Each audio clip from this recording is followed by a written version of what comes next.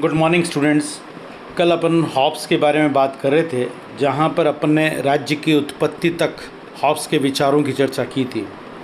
आज आगे चल रहे हैं। हॉब्स ने राज्य का क्या स्वरूप बताया, इसके बारे में बात कर रहे हैं। सामाजिक समझौते के द्वारा निरंकुश राजतंत्रात्मक राज्य की स्थापना की बात हॉब्स करता है, और वह समझौते के द्वारा दो कार्यों की पूर्ति करता है। नंबर 1, वह एक व्यवस्थित और सभ्य समाज की स्थापना करता है, और नंबर 2, वह एक ऐसे राज्य की स्थापना करता है जिसमें मनुष्य अपने समस्त प्राकृतिक अधिकारों का परित्याग कर निरंकुश प्रभु का निर्माण करते हैं। ये दो महत्वपूर्ण बात उसके राज्य के स्वरूप के अंदर या सामाजिक समझौते के परिणाम स्वरूप जो चीज़ सामने आई है, वो ये बताने की कोशिश कर रहा है। फिर वो कहता है कि जो व्यक्ति इस एक शक्ति का प्रतीक होगा वह संप्रभु या राज्य कहलाएगा। संप्रभु पूर्ण रूप से निरंकुश है, ये सब हॉब्स का मानना है। समझौते के द्वारा अनेक इच्छाओं के स्थान पर एक इच्छा का निर्माण होता है। ये एक महत्वपूर्ण तरीके की बात है, क्योंकि सब लोग अपनी सारी इच्छाओं को किसी एक संप्रभु के हाथ में सौंपने को तैयार होते हैं। संप्रभु के आदेश ही कानून है, और उसका प्रत्येक कार्य न्यायपूर्ण होता है। प्रभु सत्ता लोगों को असीम अधिकार प्रदान करता है, प्राप्त है। लोगों का एकमात्र कार्य संप्रभु के आदेशों का पालन करना है, ऐसा उसका कहना है स्पष्ट रूप से। क्योंकि जो प्रभु सत्ता है वो लोगों के असीम अधिकारों को प्राप्त करता है, और वो अधिकार इस प्रकार के हैं कि वो जो कहता है वही कानून की भाषा बन जाती है, वही कानून बन जाता है। आगे वो कहता है कि समझौते के बाद समाज एवं राज्य का प्रादुर्भाव हुआ, तथा कला, साहित्य, विज्ञान, व्यापार आदि का श्री गणेश भी उसी के बाद हुआ, ऐसा उसका मानना आएगा। हॉब्स के सामाजिक समझौते की कुछ विशेषताएं हैं। हॉब्स द्वारा प्रतिपादित सामाजिक समझौता सिद्धांत की जो प्रमुख विशेषता गिनाई जा सकती हैं वो ये है। नंबर 1, समझौता सामाजिक है, शासकीय नहीं है, पहली बात। नंबर 2, शासक या संप्रभु सत्ता समझौते में किसी भी पक्ष में रूप में सम्मिलित नहीं है, वो पूर्णतः निरंकुश होता है, यानी कि वो पार्ट नहीं है, वो अलग है उस पार्ट से, वो पूरी तरह से निरंकुश है। नंबर 3, जिन उद्देश्यों से अनुबंध की रचना हुई है वे अनुबंध के अंग भाग के लिए गए हैं, बाकी और कुछ भी उसके अंदर नहीं है।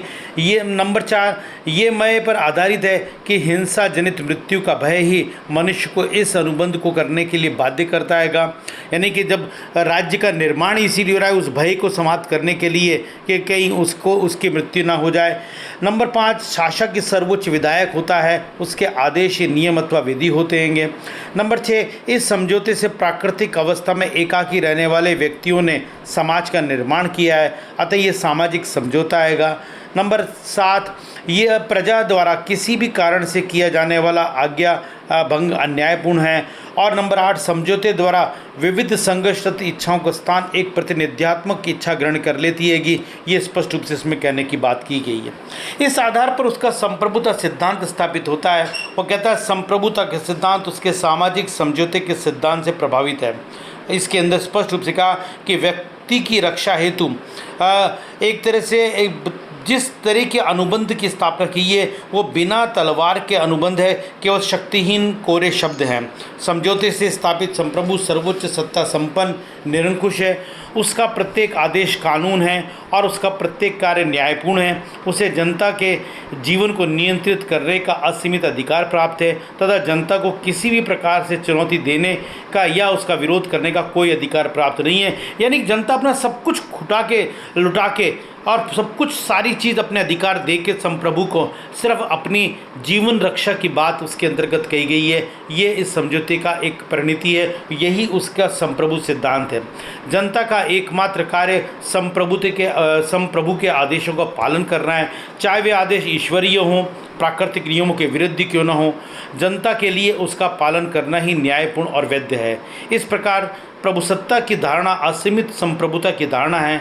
निरंकुशता और अविभाजिता उसकी विशेषता है। उसका स्वरूप कानूनी है। ये स्पष्ट समझ लेना आप लोग सारे कि जो उसने कहा है क्या कहा है कि प्रभुसत्ता की धारणा असीमित है, प्रभुसत्ता की धारणा जो पूरी तरह से असीमित है, वो कहता है निरंकुश है, अविभाज्य है, उसकी विशेषता है, उसका स्वरूप कानूनी है, राज्य के समस्त शासन संचालन में संप्रभु सर्वोच्च है, वही विधि निर्माता है, वही विधि को लागू करने वाला है तथा वही मुख्य न्यायाधिपति है, यानी जो कुछ है वही है, उसके अलावा कुछ नहीं है। इस प्रकार की संप्रभु के संबंध में बात हॉब्स कहने की बात कर रहेगा।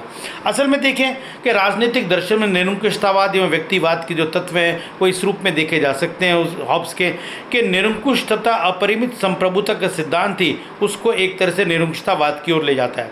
उसकी संप्रभु की जो विशेषता उनमें क्या है, नंबर 1 संप्रभु असीमित है, नंबर 2 संप्रभु समस्त विधेयात्मक कानून का स्रोत है, नंबर 3 संपत्ति का सृष्टा और न्यायात्मक है, नंबर 4 प्रशासनिक शक्तियों का एकमात्र स्रोत है, नंबर 5 संप्रभु न्याय का स्रोत है, नंबर 6 अधिकार केवल संप्रभु में ही निहित है, नंबर 7 युद्ध और शांति का निर्णायक भी संप्रभु है, नंबर 8 संप्रभुता अविभाज्य और अदेय है, और नंबर 9 संप्रभु का क्षेत्राधिकार सर्वव्यापी है, और नंबर 10 चर्च संप्रभु के अधीन है। यानी कि ऐसी कोई भी चीज़ नहीं जो संप्रभु के बाहर हो, यानी पूरी तरह से वो निरंकुश वाली स्थिति के अंदर पहुंच जाता है। अगर हम देखें तो एक जैसे निरंकुश राजतंत्र की जो परिकल्पना कही जा सकती है, या निरंकुश राजतंत्र जो कभी भी दुनिया में जब जब रहा है उसकी जो जो चीज़ें हैं वो 10 की 10 विशेषताएँ एक तरह से उसके राजनीतिक दर्शन में जो कि संप्रभुता के सिद्धांत को परिलक्षित करती है। लेकिन वहीं हॉब्स व्यक्तिवाद का भी समर्थक नजर आता है, क्योंकि हॉब्स की विचारधारा में व्यक्तिवाद के निम्न रूपों को देखा जा सकता है। नंबर 1 मानव स्वभाव संबंधी उसकी जो धारणा आएगा वो पूरी तरह से इस बात का द्योतक है। नंबर 2 राज्य साधन है, व्यक्ति साध्य है। ये जो महत्वपूर्ण बात है कि राज्य का निर्माण एक साधन के रूप में हुआ। क्या साधन के अंदर? कि व्यक्ति की रक्षा करेगा। साध्य क्या है? व्यक्ति। नंबर 3 राज्य एक कृत्रिम संस्था के रूप में है, आर्टिफिशियल मानाएगा उसको, बुरी तरह से कृत्रिम मानाएगा। और नंबर 5 आत्म संरक्षण का अधिकार है। प्रत्येक व्यक्ति वो राजा का विरुद्ध या लेवियथन के खिलाफ तब तक नहीं कर सकता जब तक उसके जीवन पे नहीं आ जाए, लेकिन अगर जीवन पे आती है तो वो इसका उल्लंघन करने की स्थिति में, और वो उस स्थिति में आत्म संरक्षण का अधिकार दिया गया है। और नंबर 6 राज्य के कार्यों को निषेधात्मक धारणा की बात जो है वो इसके अंतर्गत की गई है। अगर हम देखें हॉब्स के राजनीतिक चिंतन का प्रभाव जहाँ एक को सर्वाधिकारवादी विचारधारा पर पड़ा, वहीं दूसरे व्यक्तिवादी और उपयोगितावादी विचारधारा भी उससे प्रभावित हुई है। इसीलिए मैक्सी ने कहा है उसका प्रभाव राजनीतिक दर्शन पर तब तक रहेगा जब तक कि लोग राजनीतिक विषयों पर चर्चा करते रहेंगे। यानी कि इतना महत्वपूर्ण विचारक है जिसने दोनों तरह से बात करने की कोशिश करी है। वो सर्वाधिकारवादी भी है, वो निरंकुशतावादी भी है, और वो व्यक्तिवाद का समर्थक भी है। इस तरह से हम ये कह सकते हैं कि हॉब्स एक महत्वपूर्ण राजनीतिक वैज्ञानिक है, दार्शनिक है, जिसने पूरी तरह से व्यक्ति के ऊपर ध्यान केंद्रित करते हुए कृत्रिम राज्य की परिकल्पना करी। यही उसके सामाजिक समझौता और उसके राजनीतिक विचारों के रूप में देखा जा सकता है। आज यहाँ तक, बाकी बात कल। Thank you so much.